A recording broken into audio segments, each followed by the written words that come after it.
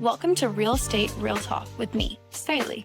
I'm a realtor, coach, and founder of Forever Kamloops and Forever Florida Real Estate Groups and the creator of Elevation Real Estate, the realtor coaching platform.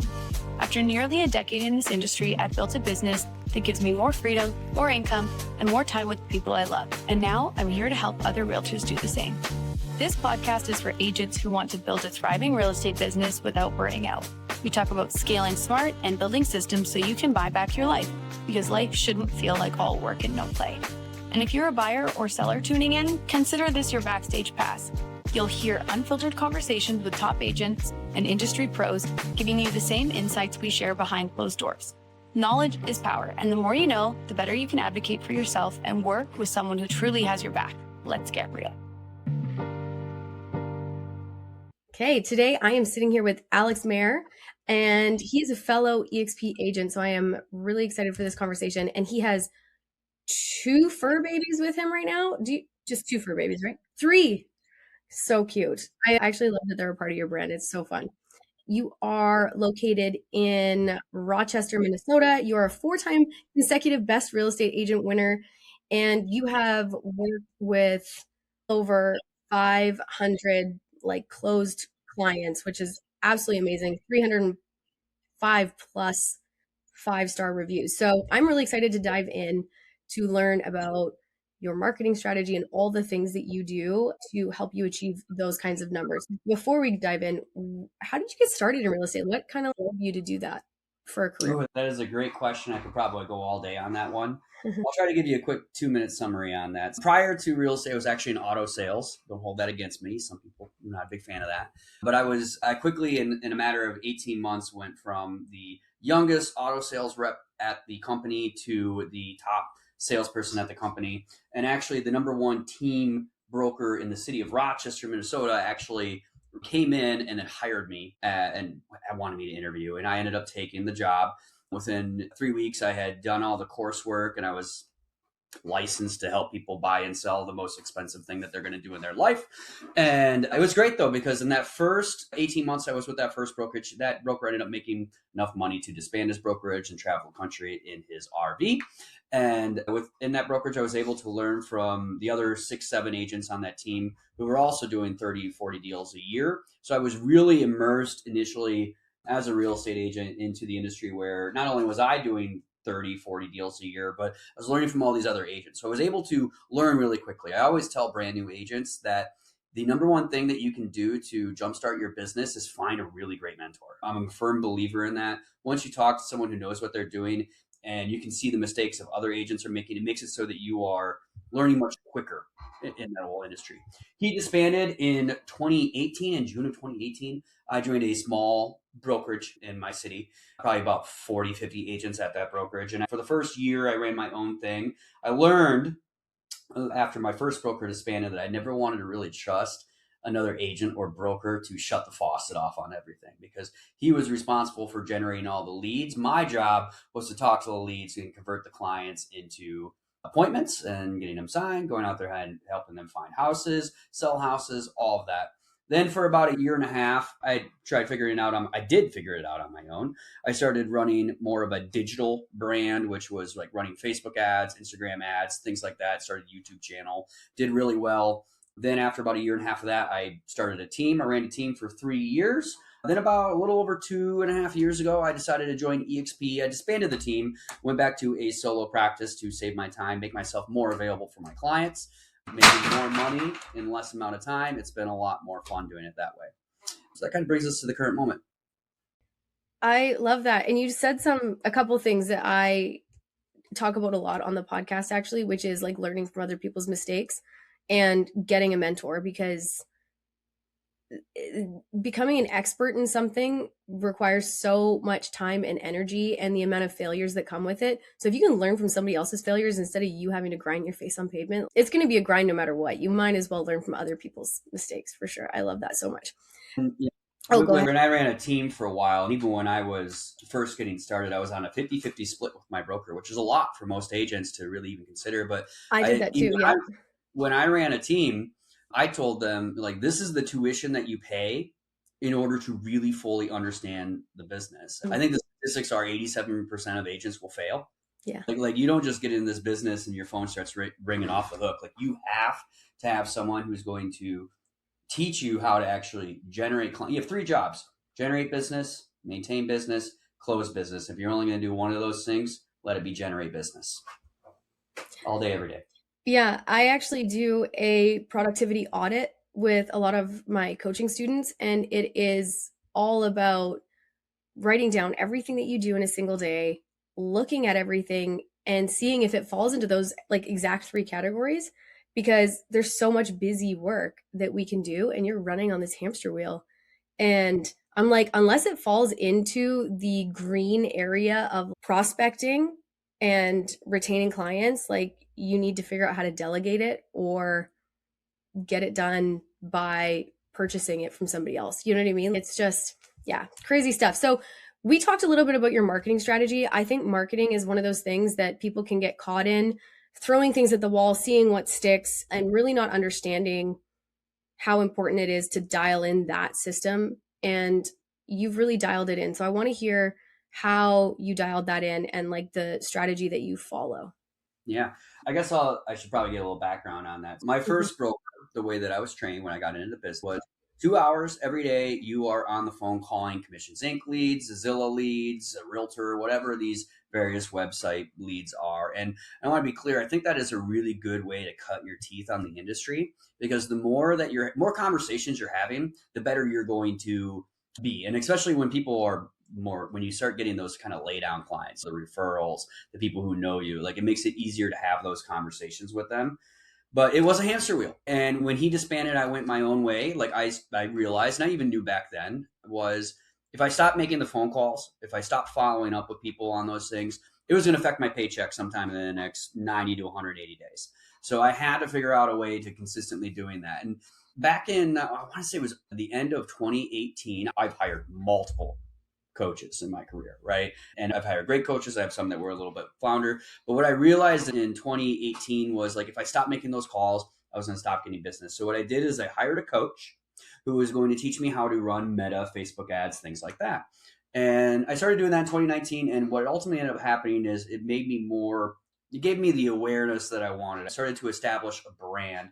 Converting clients was easier, right? They had already seen a video. You created this parasocial relationship with them. I would be out getting a Subway sandwich and be like, hey, you're the Facebook realtor, things like that. And once you get to that point, I started to notice that I didn't have to work as much. As far as chasing clients, I always tell people 40 to 50% of the time that real estate agents are working is actually prospecting, follow-up, trying to get new clients. I think that's a pretty fair estimate as the amount of time that people are putting into it, right? About 20% of that time is actually belly to belly, having conversations with clients, going on appointments, showing houses, inspections, appraisals, dealing with the appraiser who appraised your property for $20,000 less than what it's worth. All of those various things are about 20% of the actual business. And then the other 30% is the back end, the paperwork, following up with title companies, lenders, other agents, the agents who are working part-time and they're not really sure how to do things the right way on the back end. And over the course of time, I've slowly built my business where I'm really only working about 15, 20 hours a week in the business, right? And I always differentiate between in the business, on the business, right? Marketing is working on the business. I want to make sure that I have focused time to actually work and represent my clients. My clients are the number one most important thing in this career. And I think anyone who's doing this, you have to think, how does this affect a client? How does it make it easier for them? How is it that I can give a world-class experience to my clients? That is the number one thing. And that's the reason why I've got over 300 5-star reviews is I'm very centralized and focused on my clients. My core values are education, communication, and responsiveness. I want them to know what to expect. I want them to know how to operate. And I want them to have it explained in an easy to understand way and quickly. So those are the key things with that. So over the course of time, I've developed what I call this LASSO strategy, which is really just an acronym. I call it land, air, sea, space, and strategic operatives. So essentially land is what a lot of agents are doing. That's belly to belly meetings. That's going out on appointments with clients. That's meeting someone at your local gym. I'm a member of 3 different gyms in my market for various different reasons. And I always go to those gyms about 15 minutes early. So I catch the ones that are group classes, I should say. I'll go to that gym about 15 minutes early so that I can catch the class before me and I can say hi and I can people. I go and I stay about 15 minutes late so I can catch the class after me. So what this does is it makes me like a real human being to them. I have a virtual office. I work from home, right? I don't have an office. I used to spend $3,000 a month on that. I axed that when I realized I wasn't really meeting people there.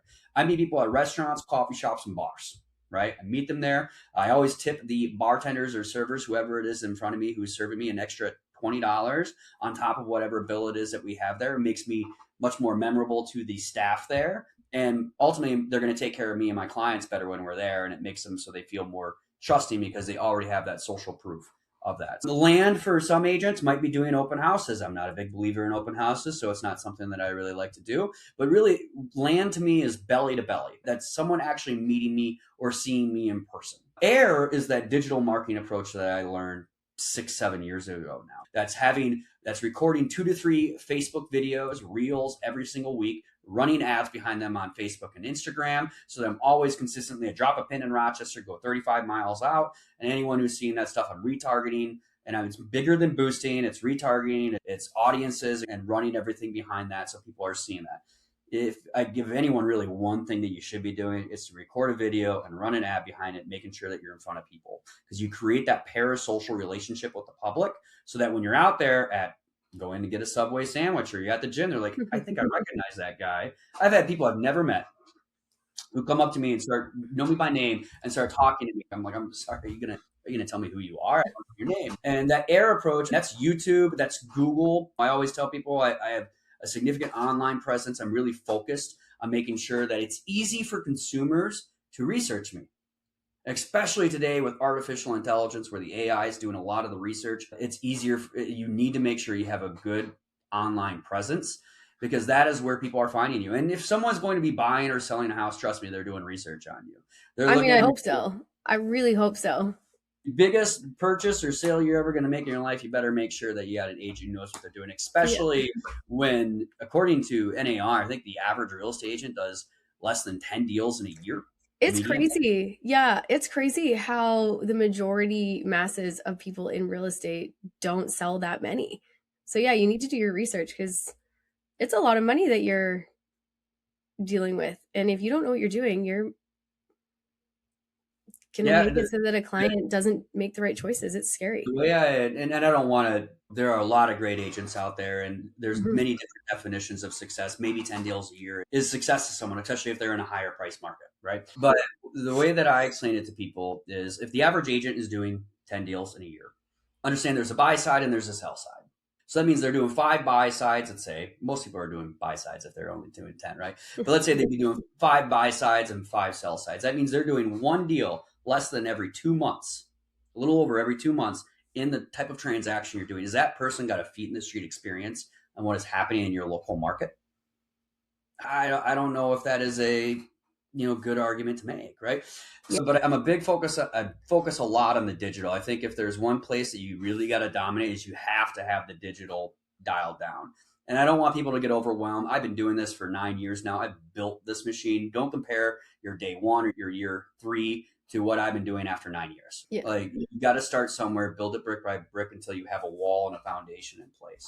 The C approach is one of my kind of, I would say it's newer. I've been doing this for a while. So C is like a tangible item. It's something you can touch, but it's not necessarily running into me in person. I also include me walking my dogs around my farming markets. I got 4 key farming markets in my area. They're getting postcards from me.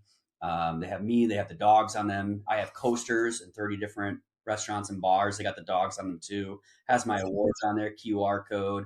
And the restaurants and coffee shops, they love these coasters too. After COVID, a lot of restaurants stopped getting gifts from like the companies that were giving them coasters. And if you get a good high quality coaster, like they love that. And I have alumni clients. I have competitor real estate agents who will take photos of those coasters and they'll text them over to me. Like, look at my coaster. My car is wrapped. I have 4 buses in my city that have my branding on them off of the side of it. And then I also have 2 billboards in the city of Rochester and 1,400 houses in the city of Rochester get postcards for me every single month. So that's my C approach. That is something that is like actually tangible that you can touch and it's real. It's not me directly, but it's something on there. Also, my for sale signs, they got the dogs on them too. So like my C approach is just something that people see, isn't me directly.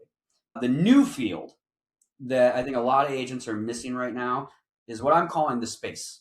It's a space race right now. It's like you're either Netflix or you're Hulu. You got to be first, or you're going to be competing with everybody else out there for second place. And that's showing up in AI citations, right? This is critical. I want to say end of November of 2025, I realized I had gotten 4 clients who told me that 3 of them told me they found me from ChatGPT, and 1 told me they found me from Gemini. So yeah, it's crazy because a lot of people are using ChatGPT as like a search engine now. That wasn't like the original, like that's not the purpose of it, but it seems to be that people have fallen to using it for that. And I can see why.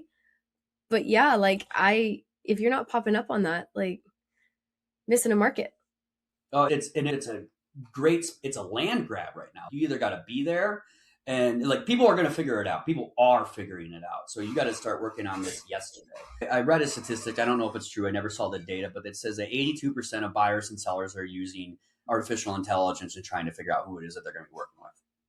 It's just people are talking to AI more than they're talking to their best friend. And the AI is figuring out and knows things about you from the past. So if you go on there and say, hey, I'm relocating to the Rochester, Minnesota area. I'm looking for a great agent who can explain to me how to buy a house and make sure that I have great neighborhood, that I'm in there and I got good school districts for my kids. Who is a great agent that I can talk to in that area? On Google right now, people are searching an average of 4 to 7 words. On AI, 55% of consumers are pulling out their phone and they're talking to it directly, voice to voice. The average number of words on an AI search is around 80.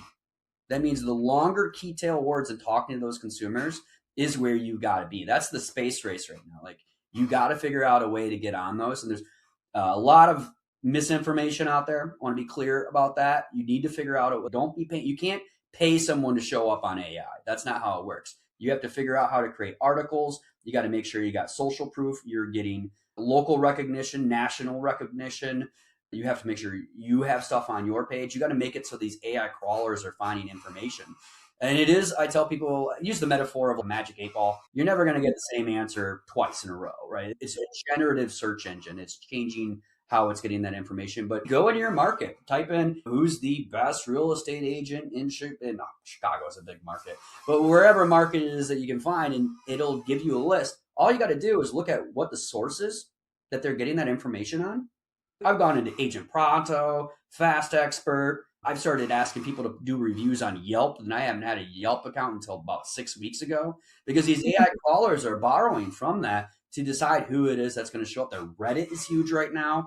Having some presence online from multiple different areas is critical to making sure that you show up on these AI citations and making sure that it gets it right. Have your bio nailed down. Get a 120-word bio that is perfect for explaining who you are, your authority, why you're an authority. I have the fact that I'm a 4-time winner, best real estate agent in my city, everywhere, 305-star reviews. I talk about my core values, and I talk about the types of clients that I represent, right? First-time home buyers, relocating clients, people who are buying and selling at the same time, estate sales, sellers. I talk about those things so that when someone goes in there and says, hey, my mother passed away and I'm looking to sell her house. Who's a great agent in Rochester, Minnesota? Guess who's going to show up, right? And you got to make sure you figure those things out. As you do this more, it actually gets easier too, I tell people, because then you can go in and create little incognito windows on like ChatGPT, Gemini, AI mode, and you can search those things, and it'll give you exactly the top reasons why to hire Alex Mayer in Rochester, Minnesota for that field. And it's not always perfect. I tell people, like, you're not going to show up number 1 all the time, right? Sometimes you're just going to be cited, right? But I will tell you, in the last 2 weeks, I've had 2 clients who have hired me directly, and they said they found me from AI. So the AI, the space race right now is the number 1 field that you got to be focusing on some way, right? If you're like, how do I compete with the number 1 team who sells 300 houses in my market? You just need to think about, how would I explain that to a seller if I was interviewing with them? How would I explain that to a buyer if I was interviewing them? Don't make things up. Don't badmouth other agents, but figure out a way to make it so that you position yourself as the clear authority in that. Space race is happening right now, and if you're not focusing on it, then you are going to be left behind. The last category, and if I were to do nothing else, I would focus on the last category, and I call that my operatives. So land, air, sea, space, operatives. That is going to be your top 100 people. That's going to be the people who are raving fans of yours. That's going to be the people that you have a running list. You know their addresses, you know their kids' names, you pay attention to them on Facebook, Instagram, whatever your social media tool is that you're using today. You know what's going on in their lives. I have a plan every single year where I'm going to be mailing these people 4 different things. A few of them are just cards. Sometimes it's a little scratch off ticket around St. Patrick's Day, a little calendar gift in December, things like that. And a lot of that's not even like specifically branded to me. I'm just showing my top 100 people that I love them. You said you're a coach, Skyleigh, and I've hired a lot of coaches. I hired Stacy Brown Randall back in 2021, and she taught me how to generate referrals without asking. I don't ask for referrals, but if there is a Facebook group question in my market where someone's, hey, who's a great real estate agent in Rochester, Minnesota for first-time home buyers, I'm going to show up twice as often as the person who shows up in second. Right? Not because I'm asking for referrals or anything like that, but I'm letting my people know that I appreciate them.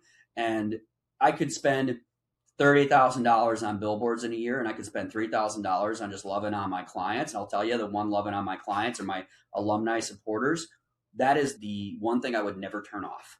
I could shut everything else off. I would keep that one thing, and that would be where it is, showing up in front of the people that already know and trust you.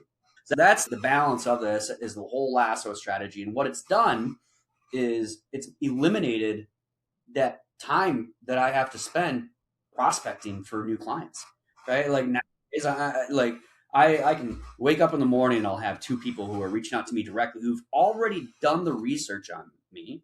They've already decided to hire me. I don't have to convince them that I'm someone who knows what they're talking about. They've already done the research and reached out to me. I show up to that listing appointment, I got a 95% success rate of signing that client. It's much easier way to do business. Clients have already decided on working with you. And then the next step to that was just hiring a fully licensed real estate assistant who does my paperwork on the back end. I love that you have the system so nailed down. And it's funny because as you were explaining all of this, it seems like our journeys throughout real estate have been very similar. Because when I first started, I also went on a 50-50 split team, and I made phone calls for multiple hours a day. But I think that is the thing that has helped you and myself, because I run my systems the same way you're running yours with the LASSO strategy that you're talking about. And by having a number of sales in your first handful of years from constant dialing, you had that database where you can run the system that you're talking about now. And that's how you end up freeing up your time. It's a magical system the way that it works, but it's a lot of front loading, right? A lot of front loading. I have a question for you. And this is something that a lot of the students that I've worked with have struggled with. And I know how I got a good chunk of my reviews, but I'm wondering what your strategy is for how you are able to get your clients to write reviews. Because even the ones that we know love us, sometimes life is just busy. Tell me how you're able to get your clients to write you those reviews, because they are gold. They are amazing. And obviously, like you said, we appreciate the reviews so much because it's so helpful. So how do you ask, I guess, number one? And how do you make sure that it actually happens? Because that's the tough. You got to make it easy. That's number one. And you got to set the expectation that you're going to be asking for one up front. And I know there's a lot of different ways to go about it. My strategy is ultimately I'm at the closing table with them. And I tell them, look, most of my clients have already, when they chose to hire me, they looked at my reviews. Yeah. And I'll remind them of that. I'm like, when you were researching me and you chose to hire me, did you look at my reviews? Yeah, of course I did. Okay. I need you to understand that the way that people are finding clients nowadays, it's a big part of my marketing strategy, is to make sure that I'm the number one solo agent in Rochester who gets the most reviews. And not only do I need to have the most reviews, I need to have consistent reviews, and I need them to be thorough. Right? Especially nowadays with these AI crawlers who are going out there and they're picking out the information on there. So I let them know, hey, you found me. I let them know why it's important to me. Okay. And then I send them a link. And that link is, I use Sotellus. There's a lot of different services out there that'll collect reviews and post to multiple areas. It's not exactly perfect because you got to have people log into Zillow. You got to have them log into Realtor. You got to have them log into Yelp now because AI crawlers and all that noise. They have to do a little bit of work up front. So what I tell them is, I know that it requires work, but I need you to understand it's so important to my business and I really appreciate it. So on top, I'm like, would it be okay if I send you a link for that? Perfect. All right. I will follow up with you in 48 hours if it's not done, if that's okay. Yes, that's okay. Ask for permission. And then what I'll do is I'll send that over that link, and then I give them a little bit of coaching, not a lot. I tell them my core values are education, communication, responsiveness. I want to make sure that those 3 things show up in your review. I also give some advice on making sure keywords is working. Best real estate agent in Rochester, first time home buyer, relocating to Rochester, selling my mother's home, whatever it is. And then I give them like 3 little asterisks of things that specifically happened in your transaction. We had some big inspection repairs come up, and he was able to negotiate us a new roof. We had a situation where the buyers, when I'm representing a seller, we had buyer's agent said that this repair was going to cost $5,000. Alex was able to get a contractor out there the next day that showed that it only cost $2,100. Different things that exactly happened in their transaction shows a narrative. I also asked them to write down, like, how did you find me? Like, I found Alex from the Facebook groups. I found Alex online. I want people to see that information. Alex was referred to me.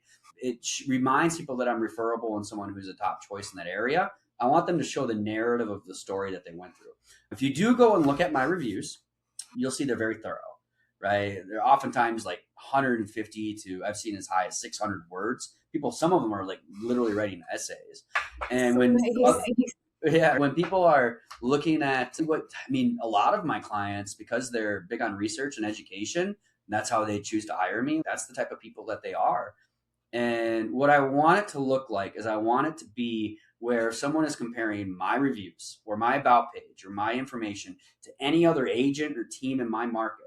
They're like, this person is standout and different. Mm-hmm. And being available to my clients, the way that I've structured my business, I would argue that I'm probably one of the more available agents in the city of Rochester for my clients. Whereas even with large teams that pitch that they have more availability, what you're probably going to do is you'll sign on with the head agent, and then you'll get stuck with someone who's maybe only done 5 or 6 deals in a year, and that person is one showing your house. With me, that's not the case. You get hands-on personal representation. Yeah, no, I love that. And making it easy for people, I think, is just like probably the most helpful thing, because if it ends up being difficult, they're going to be like, oh, I'll do it later. And then it just never happens because life gets busy. Yep. And just reminding them that if I know you get busy, you're moving into your new house, I'll follow up with you in 48 hours. I hope that's okay. And sometimes, depending on the client, I'll joke with them. I'm like, I'll chase you down. I know where you live. That's so funny. Okay, we are almost at our time, but I wanted to ask you, because I think this is so important. And again, we talked about this in the beginning, learning from each other's failures.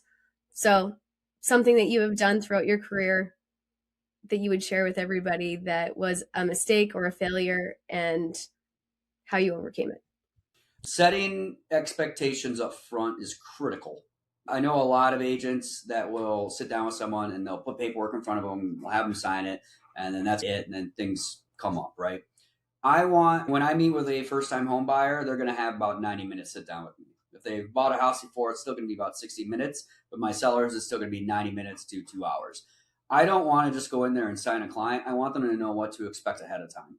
Because when problems come up, I want them to be like, oh, you mentioned that something like that could happen, right? You mentioned that we could run into this earlier. So it gives them a little bit more grace. I always tell people the short answer to every question in real estate is, it depends, right? But I want them to have an expectation up front. And what this does is it protects me from the newbie real estate agent, the uncle 3 states away, or the YouTube channel that's out there telling them like, hey, you could go out there and do a contract for deed or something like that. And I'm able to already get ahead of that. There's an old joke in real estate. I'm sure it's in every industry. How many real estate agents does it take to sell a house? And the answer is 1, but there's going to be 7 others that will say they could have done a better job. And what I want to do with that initial setting expectation things is I want to show them the lay of the land, and I want them to understand the rules of the game so that I'm playing my game with these consumers. We're playing the game I want them to understand, the game that I'm good at. I'm not playing catch up on explaining things to them when a problem comes up later on. No, and I learned that the hard way too. The setting expectation, it makes for the transaction to be more of a walk in the park other than like a boulder being pushed up a hill. It's just everyone's on the same page the whole time. And you build a lot of trust that way when you set these expectations, and then people are like, oh, you said that this could happen. And you're like, yeah, because I've been down this road before. And it makes a smarter client. It makes decisions much easier. You're going to save a lot of time because you're not playing catch up. Your clients are going to trust you more, and you're going to have more accepted offers as buyers, and you're going to sell faster with sellers because they know exactly what to expect versus most agents are playing, even agents who are doing 50 deals a year, but they've been around for 30 years. They're a little bit more outdated. They're just like going to put paperwork in front of someone. It is a night and day experience. I actually appreciate my clients who have actually worked with realtors in the past because they appreciate me more than the ones who haven't, right? Because they understand that it's different. Yeah, grass is greener in this case because you just don't know what you don't know. So I appreciate you coming on the podcast so much, Alex. I think all this information that you have given everybody has been extremely valuable. As per usual, I'm going to put all of the links for how people can connect with you into the show notes. And then I will also, I think, put in the whole like acronym breakdown of what you talked about into the show notes as well, just because I think it's super valuable. Unless you have a printout that I can attach as a PDF for people, which you probably don't, but either way, I think that was extremely valuable. And I love that it's very like systemized. You seem like you are organized, systems guy. So thank you so much. And like I said, I'll put everything in the show notes for everyone. Thank you. That's a wrap on this episode of Real Estate Real Talk. Whether you're an agent building your business or a buyer or seller trying to get the real story, thanks for being here. If this episode gave you clarity, confidence, or just something to talk about, I'd love for you to follow, rate, and share the show. It helps more people find these conversations. If you have questions or want to connect, head over to SkyleighMcCallum.com or come hang out with me on Instagram. Thanks for listening, and I hope you catch the next episode on Real Estate Real Talk.